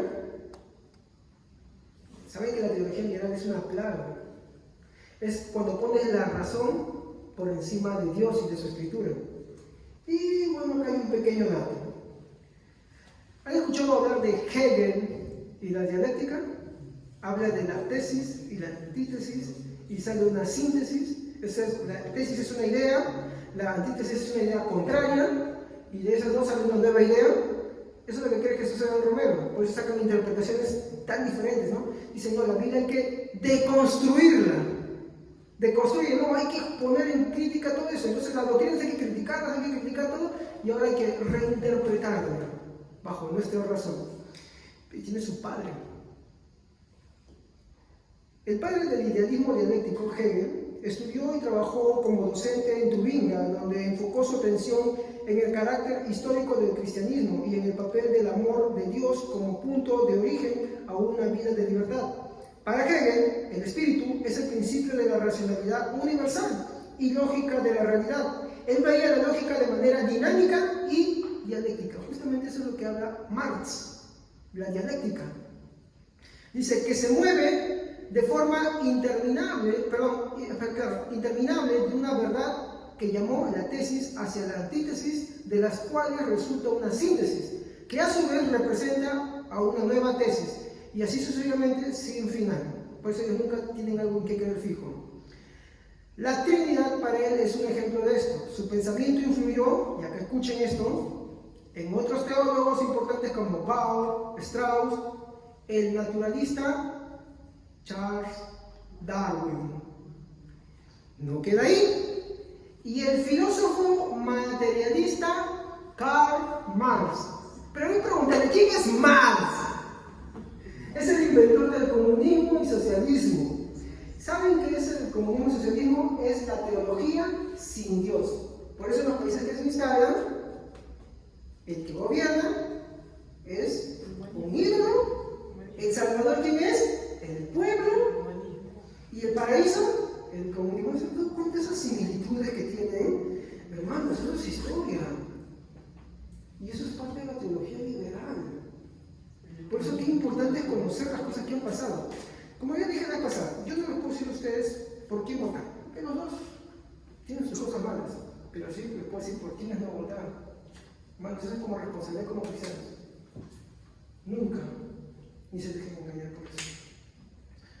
¿Y qué hago con eso? Acá también son malos, porque acá te adormecen. Te adormecen tanto que empiezan a aparecer las herejías también. La iglesia adormecida. ¿Qué hacemos acá? Tienes que orar. Tienes que orar y pedirle a Dios que las personas que están acá, que son fallidas, también no estén en contra de los principios morales, no estén en contra de los valores cristianos. El problema es que acá, por más que te juzguen el oro y el morro, esto sí persigue el cristianismo. Si no, fíjate en Venezuela, fíjate en Cuba, fíjate en Corea del Norte, fíjense, Colombia. ¿Saben que ustedes en Colombia el cristianismo ya es perseguido como países del otro continente? Colombia está acá, cerca, es un país hermano. Miren, por eso debemos con ser conscientes. Entonces, que se aproveche esto para explicarles esto, ¿no? Tengan cuidado, hermano, porque esto es parte de la teología liberal, solamente que acá es, como ellos para ellos el espíritu no importa, la materia sí, por eso se llama materialismo dialéctico, ¿no? Entonces, lo material para ellos importa, hay que tener cuidado con eso. Es un consejito que les doy, ¿no? Tengan cuidado, no se dejen guiar por eso, oremos a Dios, no por la paz, sino para que se arrepientan, tanto el uno como el otro. ¿Ok? Tengan mucho cuidado, ¿no? Sí, eso sería todo. Hermano, disculpa, yo voy a repetir eso. Ah, disculpen. De un pequeño resumen. Vamos a tener una reunión más, vamos a dar ahí el conocimiento de Dios, ahí vamos a tratar lo que es la omnisciencia y la presciencia, y después de lo cual vamos a tener con los hermanos una pequeña reunión en la cual vamos a reevaluar las cosas, si ustedes desean y lo requieren, podemos programar para hacer un segundo bloque de otros atributos de Dios más. ¿Ok? Entonces todavía queda una más. Y sus oraciones por sus servidores, estoy para servirles, queridos hermanos. ¿Ok? Mi intención no es ganar a alguien para acá, para que vengan, mi intención es compartir el Evangelio, compartir lo que he aprendido y de que ustedes también aprendan más, sigan buscando, aprendiendo y compartiendo, porque es necesario en medio de un mundo en el cual se ha olvidado quién es Dios, en medio de una iglesia en la cual prácticamente ya no conoce a Dios. ¿Ok? Gracias, hermanos.